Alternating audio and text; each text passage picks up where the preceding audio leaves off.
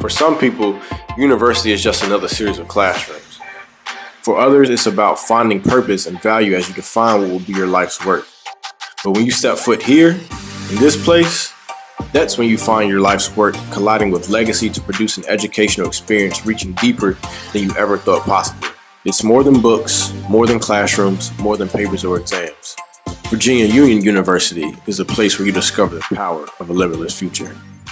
Good morning, Virginia Union University, our family and our friends. We're delighted to begin a series of conversations with our partners who are helping us innovate into the 21st century. Today, I am happy to welcome you to no one other than Dwight Thanos Smith. Everybody calls him Thanos. He is the Chief Visionary Officer, the founder and chief innovator of Paragon Universe. Dwight Thanos, welcome to Virginia Union. What's happening? What it be? What it do, baby? What it do? So, quite interesting is Thanos and the work that he's doing. So first, we would like to begin just with a conversation about who you are. What's your background? Where did you come from? And how did you get to this moment? Yeah, that's a great question. I get asked that quite a bit. I was actually born and raised in Kingston, Jamaica. So shout out to all my Jamaican family everywhere. We're one love, one people, one heart, one mind. And came to America. Before I came to America, when I was 7 years old, I built my first glider aircraft. It's a motorless aircraft. And it was a funny story behind that. I tell it all the time, but I'll say it again. My sister and I took my friend Fianny to the rooftop of our house in Jamaica. And I built this aircraft with no motors on, just like a glider aircraft. And I said, Fianny, get on the aircraft and we're going to strap you in. I want you to go to America. And when you get to America, I want you to get some snacks and bring them back to us. So, little kids with imagination and stuff. What he didn't know is we're going to push him off the rooftop, literally within minutes. And he kind of, the thing went off and then went straight down the roof, and then it glided across the yard, and then we're jumping up and down, and the rest is history. And that kind of really started my journey with aviation. I used to dig little ravines in my yard and fill it with water, trying to figure out how to help my fish navigate in the backyard. Had no idea I was developing what would be today on track for the future of air traffic management software system. I started trying to figure out how to build skateboards using the bearings from the motors to make a skateboard, and then later on be building electric cars. So at a very young age, before I was 8 years old, I've been very industrious to try and apply my mind. And I never liked cartoons. I couldn't stand that stuff. I didn't like watching TV. I was more into the business channel. I thought Sesame Street was a bunch of Halloween characters because I just don't do people in masks and costumes. They're a little creepy. So came to America and went to school in the Midwest. Then I eventually went to Purdue as a student athlete.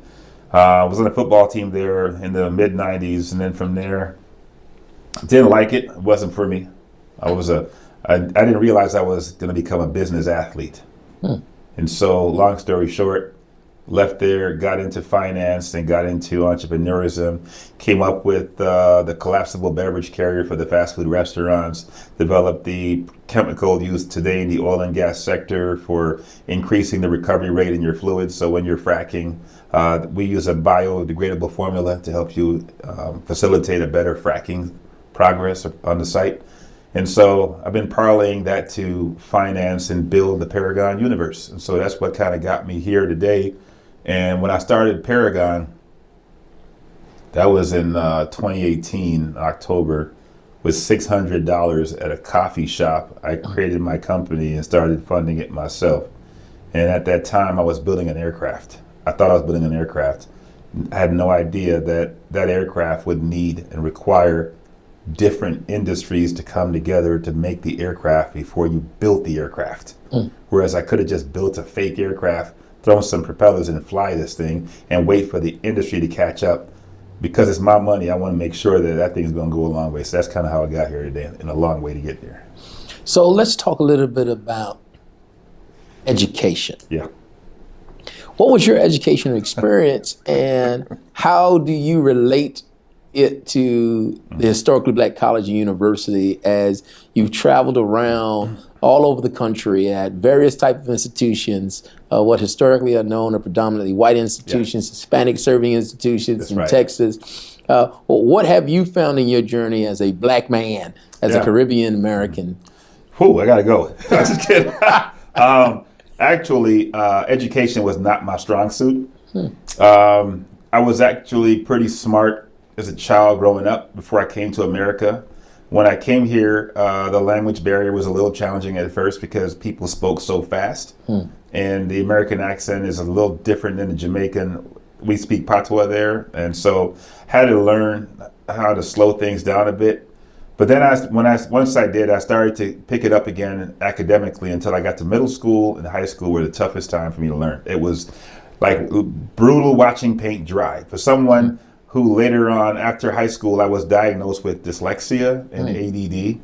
And once I figured that out, I thought I was dying because they said, I've never heard that term before. They said, when I went after high school, 2 years at home, then I went to college, took an entrance exam at a school called National Louis. They said, hey, did you know you're dyslexic, you got ADD after your test came back? And I said, oh my God, how much time do I have left? But I'm like, I came here to learn and y'all telling me I'm about to die? You gotta be kidding me. And, but I wasn't dying. I was actually relieved to know that there was a reason why. Well, I would stare at a page and it would take forever to read that page. And I'm looking at this thing and I'm putting it down and it's not sinking in and I'm trying to read it. I can read through the whole page, but I'm not remembering anything. And it's because my mind was racing so fast that it was too slow. And so once I learned how to speed read, I learned how to multitask to keep myself focused on any given point, anything at a time. And I learned how to exercise. So now I'm working out like 4 hours every morning, no matter what, to tire myself out. And so as a result of doing that, my education picked up. I became a 4.0 student. I transferred into Purdue University as a 4.0 student with academic merit. So that was the inflection point. I think it's tough because a lot of Black Americans, we get unfairly or misdiagnosed coming up in the system.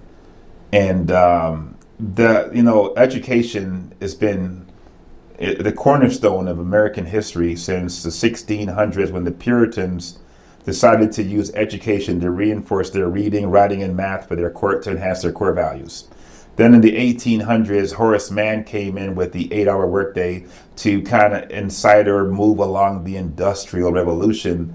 So we had like 45 to 60-minute classes. A bell goes off, go to your next shift, your next class, and you rinse and repeat.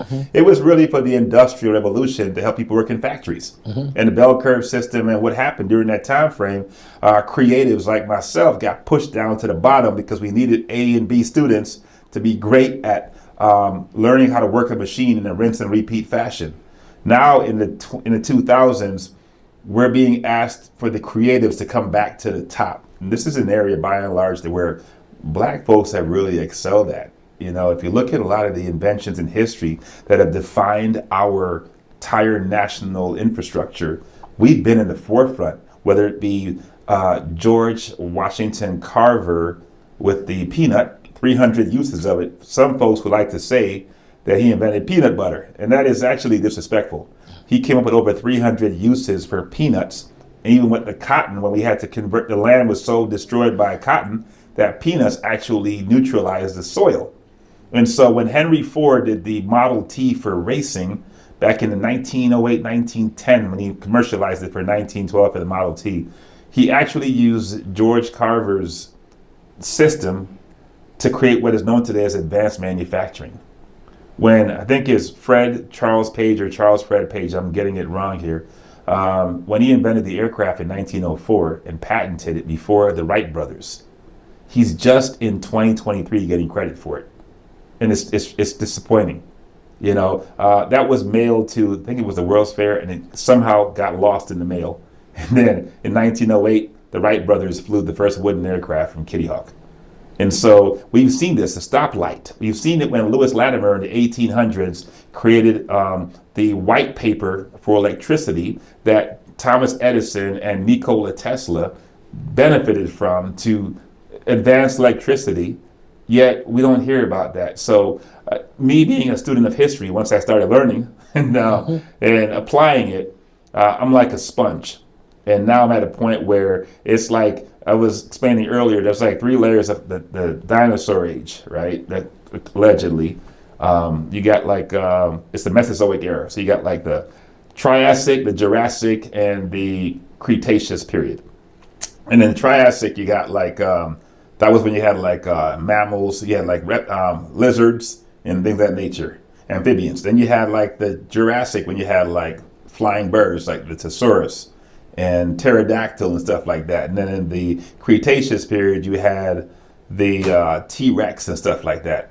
We are on a precipice right now of creating an evolutionary leap with the Paragon universe, because I'm a believer in Father, the Son, the Holy Ghost. I do things in threes in everything that I do.